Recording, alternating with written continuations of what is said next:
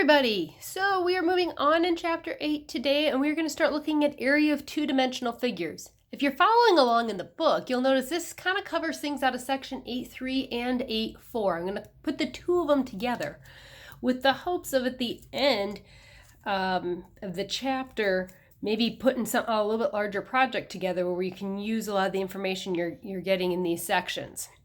All right, so we're talking area of two-dimensional figures. Specifically, we're going to talk about rectangles, squares, parallelograms, trapezoids, and triangles. I know it sounds like a lot, but believe it or not, there's a lot of the same kind of information in and related things that are related between all of these shapes.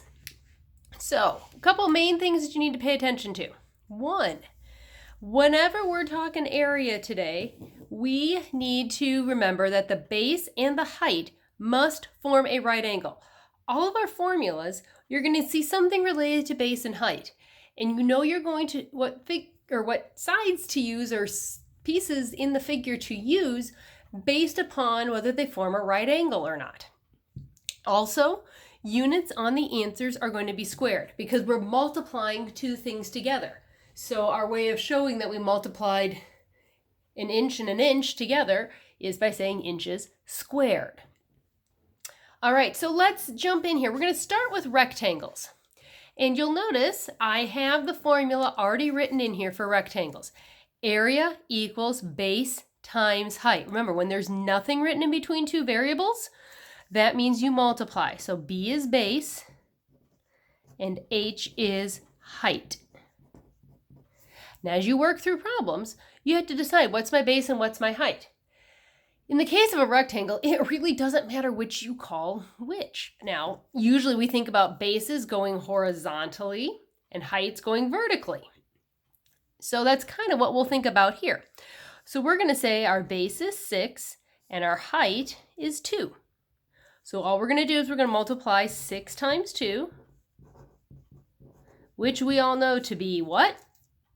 Hopefully you all said 12.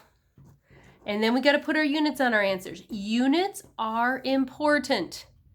You got to know exactly what we're talking about, and that's what the units tell us. So we're going to say 12 centimeters squared. So you take whatever the unit is and write a little squared symbol next to it.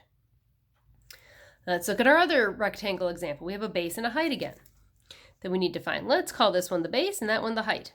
Now, if I have a base on the top, I should also, by the way, have a base on the bottom. And if I have a height on the right side, I should have a height on the left side. So it doesn't matter which side things are on. It applies regardless. So we are going to multiply again. 4 times 7. And we get what? 28. That's right. Good job. And for our units, it's what? Excellent. Millimeters squared. My pause is there. I'm hoping you're saying the right answer. And that's our final answer for rectangles. So remember, it's just base times height. Now let's shift down here to squares. There's two ways we can think about the area. We can say it's side squared. So S stands for sides, side squared, or base times height again, because it's a square. Squares' sides are all the same length. So if my left side's 7 inches, then that's 7, and that's 7, and that's 7. And our base and our height form a right angle because we see the right angles marked. So we can write 7 squared, which we know from way at the beginning of the year when we talked about exponents. 7 squared is the same as 7 times 7, which is 49, and our units are inches squared. Okay, we got another square over here. I forgot to mark the right angles. Silly me. Now they're marked. And so we're going to say this is a square. Sometimes you might even see that all the sides are marked in as being equal, like that. But otherwise, if you're told it's a square or you see something in an area problem where you're given just one side, chances are that means it's a square. So what do we have to do? That's right, we square 10. We say area equals 10 squared. And if you know what that is, just write the answer. Or if you need to do your calculations, then remember it's 10 times 10, which equals 100. And then we put our units on it, and because we multiplied, it's going to be meters squared. So you notice rectangles and squares really technically have the same area formula. We can just do something special with side squared if we want. Okay, let's keep going. We still have 3 more shapes we got to talk about. All right, first up, we've got parallelograms. Hey, look at that. That has the same formula as a rectangle. Because really, all a parallelogram is a slanted rectangle. However, remember, this is base and height. And what kind of angle did our base and height have to form? A right angle. Well, our sides don't form right angles. Not a right angle, not a right angle, not right, not right. So instead, our height comes and it'll be drawn in as a segment inside our parallelogram, most of the time, going straight from the top to the bottom, and it'll have a right angle shown. Sometimes they'll draw it outside. Usually you won't see that till you get to further along in math. And they'll just extend the side like that. That's also a height. However, you're going to see stuff inside the parallelogram most of the time. That's going to be height, and that's going to be base. So we multiply. Area equals 7 times 5. What's 7 times 5? That's right, it's 35. And we have to put units on, so we say it's centimeters squared. Very good. But remember, you're looking for a height that forms a right angle with the base. Don't be confused if somewhere along the line you see another number written out here on the side. That's not the height. The height must form a right angle with the base. And most of what you'll see will be drawn inside the parallelogram. All right, let's look over here. So this parallelogram looks a little different.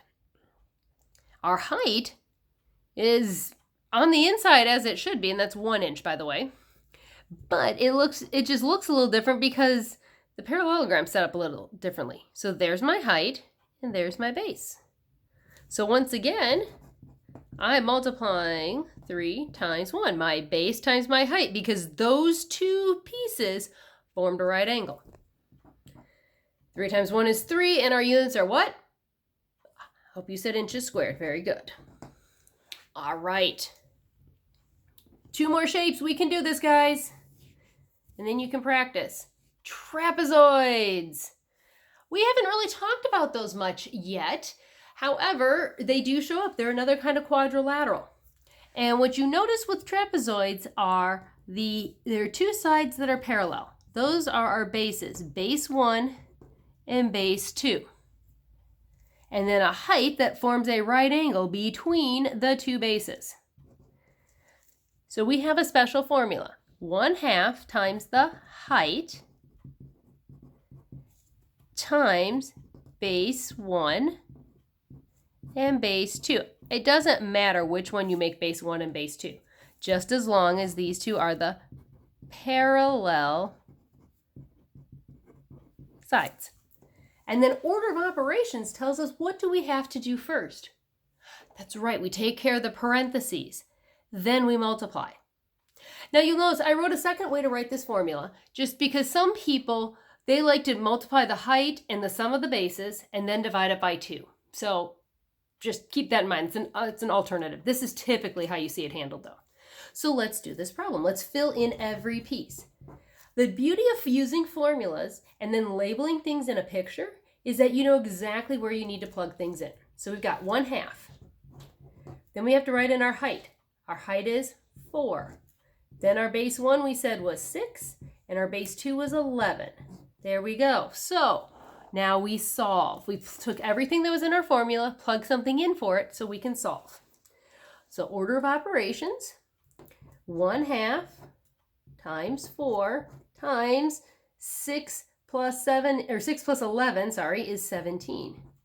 Now we multiply. 1/2 times 4, space, I'm going to write this way, 2 times 17, which is 34. In some of these, you might get a decimal answer. It's okay. 34 inches squared. Okay, let's try another one. Here, look at our height is a side of the parallelogram. Our bases are across from each other and are parallel. And here is our height. So we'll call that base 1 and base 2. Look at our formula, plug in and solve. Area equals 1/2 times the height times base 1 plus base 2. Okay. 1/2 times 5 times 14. Now we can multiply. Now if you don't want to do 1/2 times 5, either do 5 times 14 or what's half of 14? That's right, it's 7. So our answer is going to be 35. 35 centimeters squared. So remember to follow order of operations, label everything so that it's all set for you when it's time to plug into the formula. That makes it a lot easier to do. Okay, last shape for the day, triangles. Let's make room on my screen. Here we go, triangles. Some of you learned the formula 1/2 base times height, because a triangle is really half of a rectangle, or half of a parallelogram. Or some of you learned it as base times height divided by 2. Both mean the same thing. I don't care which one you use. Whichever one makes more sense in your brain is what I care about. Okay, base and height, guess what? They have to form a right angle. Go figure. I said that was going to happen for every single one we did today. So see, some things don't change. Base and height must be a right angle. Height, base. Sometimes your height will be on the side. Sometimes it'll be on the inside, like our next example. Sometimes, and we won't see that a lot in our stuff, it'll be on the outside. But we'll deal with that later.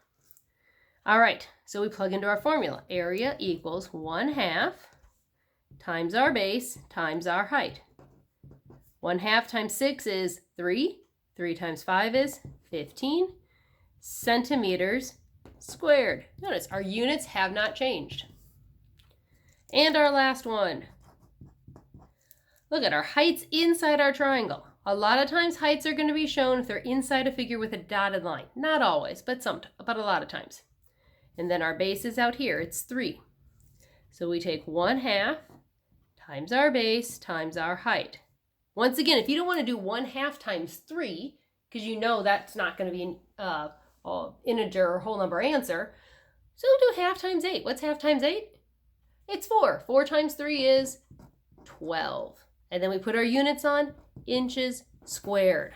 All right, so pay attention to these formulas. Keep them handy as you work today. And remember, base and height must form a right angle. All the problems that you're doing, and you put square units on your answers. All right, good luck on the Kahoot challenge today. Bye-bye.